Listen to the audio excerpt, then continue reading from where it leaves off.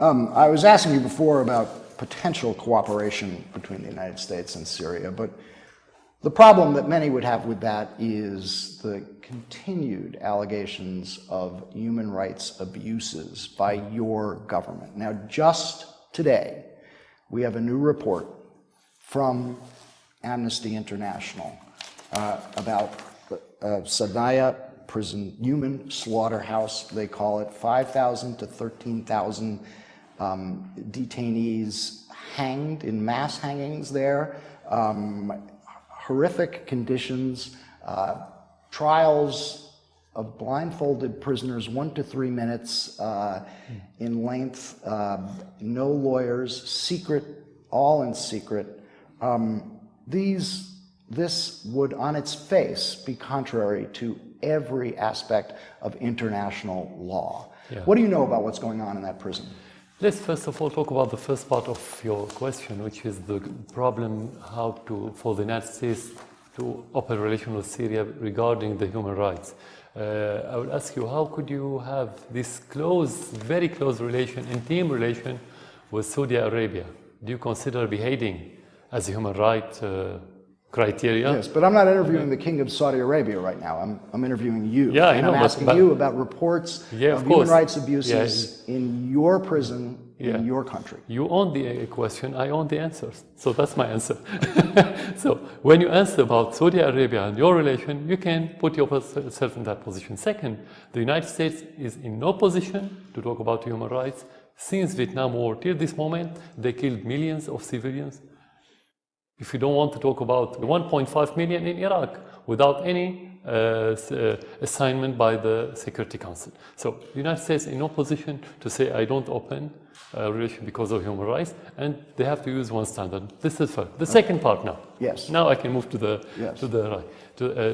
That report, like many other reports published by Amnesty International, put into question the credibility of Amnesty International, and we never look at it as unbiased. It's always biased and politicized, and it's shame for such organization to publish a report without a shred of evidence. They said it's based on interviews. Interviews. What about the document? What about the concrete evidence? Not single interviews with 4 former prison officials and guards, 3 former Syrian judges, 3 doctors at the prisons. It means nothing. No, it's interview. No. When you need to make a report, you need evidence, concrete evidence. You can make any report. You can pay money to anyone, like Qatar did last year. They paid money for such a report, and they brought their own witnesses, and they made a report. The process, I want to just read you something from the report. The process of the hangings is authorized by officials at the highest levels of the government. Death sentences are approved by the Grand Mufti of Syria and by either the Minister of Defense or the Chief of Staff of the Army, who are deputized to act on behalf of President Bashar al-Assad. First of all, what the evidence? So this is first. Is it true or not? No, it's not true. Definitely not true. How do you know? Do you know what goes on in that prison? Have you been there? No, I haven't been. I've been in the presidential palace, not in the prison. So here you have a very disturbing report about something going on in one of your prisons. Are you going to investigate? So Amnesty International knows more about Syria than me, according to you. No, that's not true. No. They haven't been to Syria. They only base their reports on allegation. They can bring anyone, doesn't matter what's his title. You can forge anything these days. And we're living in a fake news era, as you know. Everybody knows this.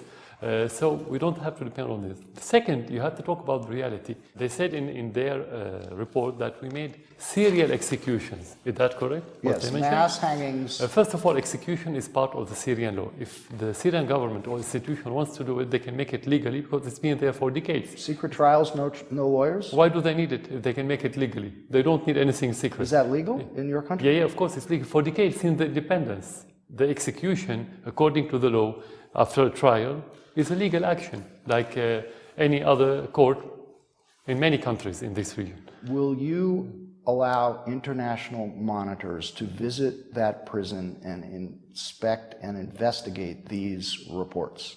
It depends on the credibility of that organization, not anyone, because they're going to use this visit just to demonize the Syrian government more and more and more, like what's happening. This is not the first time that very serious human rights allegations have been made. Just last week, a woman in Spain, Syrian, filed a lawsuit accusing 9 of your senior government intelligence and security officials of human rights abuses. Her brother had disappeared in one of your prisons. You asked about documents. The lawyers who have filed this, accusing your government of human rights abuses, have collected 3,000 pages of evidence and over 50,000 photographs taken by one of your former government's photographers showing emaciated, tortured bodies in your prisons. Who verified the pictures? Who they verified that they're not edited and photoshopped and so on? Have you seen the photos? No, I didn't. Have you seen the photos? No. I saw some photos in previous reports, but it's not about the photo.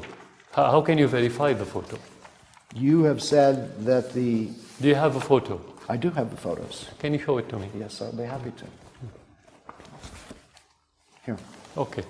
This photo, have you verified who are those? Because you have it and because you mention it in front of your audience. There's a number of photos. You have to convince your audience. You cannot mention such a picture without verifying who are those and where and everything about it, just to put it in front of the audience, tell them, they've been killed by the Syrian soldiers. The woman who filed the lawsuit, the Syrian woman who filed the lawsuit, says she saw her brother in those photographs. At the end, these are allegations. We have to talk about concrete evidence. At the end, that's how you can base your judgment. Not that anyone can say whatever he wants. You said that you believe these photos may have been doctored. The U.S. State Department gave these photos to the American FBI crime lab, digital lab. They examined these photos and said the bodies and scenes depicted, these are 242 of these images, the bodies and scenes depicted exhibit no artifacts or inconsistencies that would indicate they have been manipulated. As a result of the above observations, all of these 242 images appear to depict real people and events. Who said that? The FBI. Have you seen their report? No. When was that? That was 2015. Yeah, the question, when your institutions were honest about what's happening in Syria. That's the question. Never. For us, never. So we don't have to rely on what they say. If the FBI says something, it's not something, it's not evidence for anyone, especially for us. The most important thing, if you take these photos to any court in your country, could they convict any criminal regarding this? Couldn't they tell you what this crime, who committed? If you don't have this full picture, you cannot make judgment. It's just propaganda, it's just fake news. They want to demonize the Syrian government. In every war, you can have any individual crime. It happened all over the world, anywhere, but it's not a policy. But let me if I hear what you're saying, the FBI is just forwarding propagating propaganda. Amnesty International is propagating propaganda. Everybody is conspiring against the Syrian government. Why? Ask them. You're the one making the allegation. No, I'm not making an allegation. They supported the terrorists. And you go back to what they said. John Kerry, a few months ago, said, by his voice, that we were watching ISIS advancing, and we expected the Syrian president to make concessions. What does it mean? Obama said it in an interview, in one of his speeches, that the war on Iraq created ISIS. So who supported ISIS? We didn't create it. You created. The United States created all this mess. Who supported the rebels and called them moderate rebels while they became ISIS and al-Nusra in Syria? We didn't. So it's not conspiracy. These are facts. This is reality. We didn't give money. We didn't support these terrorists. Your country supported them. UK, France, publicly, and they said they sent armament. We didn't. So you can take that. It's not my allegation. It's your official allegation, including Joe Biden, the vice president of Obama. He said, about Saudi Arabia and other countries That's supporting Saudi this Arabia, extremism. but the United States... So if and it's allegation, it's their allegation. It's American allegation before it's been Syrian allegation. The United States and its coalition partners have been bombing ISIS in Iraq and in Syria. It's supporting the Iraqi army in its efforts to liberate Mosul from ISIS. How can you say that the United States is supporting ISIS? Can you explain to me how could they defeat ISIS in Iraq and ISIS was expanding since the American coalition started Is it attacking expanding Syria? now? It's been expanding. No, Is it expanding now? It started shrinking after the Russian intervention, not the American one. How could they use our oil fields and export with thousands of barrel trucks to Turkey without being seen by your drones and by your satellites, while the Russians could be able to do so and attack them and destroy all their facilities? How? This is cosmetic campaign against ISIS. Just to be clear, I have shown you the FBI report, I've shown you the photographs, I've shown you the Amnesty International report. Will you cooperate in investigations to determine if these very serious reports are in fact true? You showed me many things, but you didn't show me a single evidence. I showed you an FBI report. No, it's not evidence at all. It's actually the contrary. Any American institutions for us during the Syrian crisis was against the realities, was the opposite of the truth. That's how we look at it. So it's not Syrian institution, we don't care about what they say.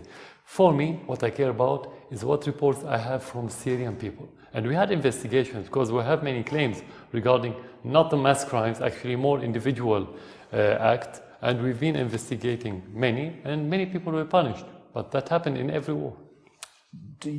Are you disturbed enough about any of this to try to determine the truth yourself?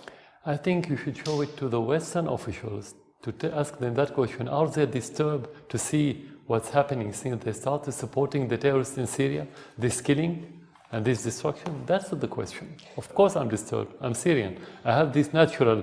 you are disturbed about this? About these reports? What's happening in Syria? No, not about the report. Not about this? No. Okay. I'm disturbed about what's happening in Syria. It's my country. It's been destroyed by proxy terrorists, of course. You have acknowledged that your troops in this war have committed mistakes in its prosecution against the rebels, and that anyone could be punished. So how many mistakes are we talking about? No, I didn't say that. I never said. I said there are always mistakes in any action. That's a human life. How many mistakes are we talking about? How many innocent civilians have been killed by your government's mistakes? Nobody knows, because thousands and thousands of those are missing people. Nobody knows anything about their fate. Nobody at all. So you cannot tell till the end of this war.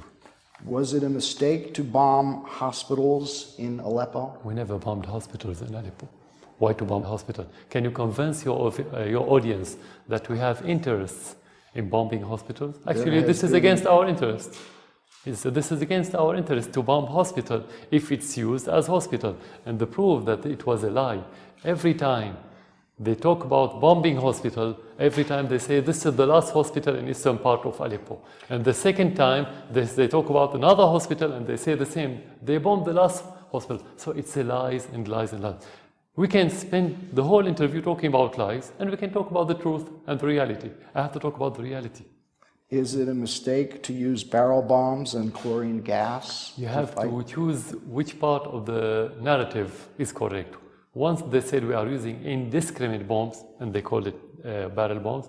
The other day they said we targeted hospitals and the schools and convoys. We either have precise armaments or we have indiscriminate armament. So which one do you choose? Will you do acknowledge, though, that innocent civilians, there have been civilian casualties in this war? Of course, every war is a bad war. Okay. Every war is a bad war. You cannot talk about good war. Let's agree about this. Every war has casualty. Every war has innocent people to pay the price. This is the bad thing about war. That's why we need to end that war. But having casualty doesn't mean not to defend our country against the terrorists and against the invasion from abroad through those proxies by foreign countries, like the Western countries and the regional ones. That's President- self-evident.